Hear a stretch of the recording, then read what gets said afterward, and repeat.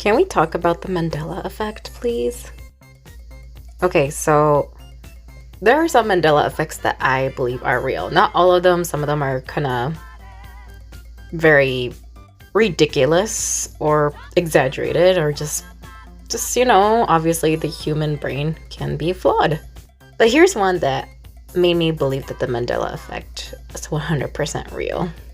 And I don't know if it's like the only example. It could be just the only example. There could be a few that could be like, Mandela effect, but this one. All right, let me just show you all. This. I clearly remember this being Jiffy and not Jiff, like at all, probably since I was a kid. So here's the backstory. I have OCD, which is short for obsessive compulsive disorder.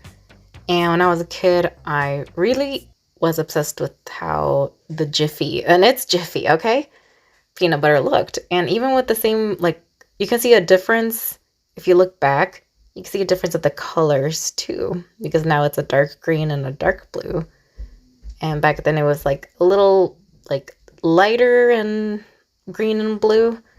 So it was weird, but one day I was in kindergarten and I was like at the grocery store with my mom, and I see the Jif peanut butter. Well, it's become Jif. And I was just thinking like, oh my gosh, did they change the logo? It looks hideous. Did they rename it, rebrand it? And I was just so bothered because it was like 3 letters, and it just really triggered my OCD, my undiagnosed OCD at the time, and I hated it.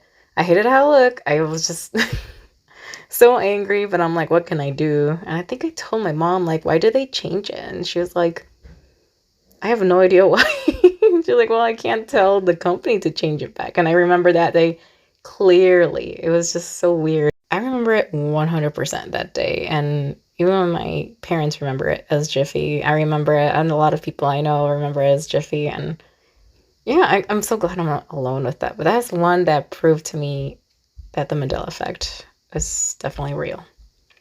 What do y'all think?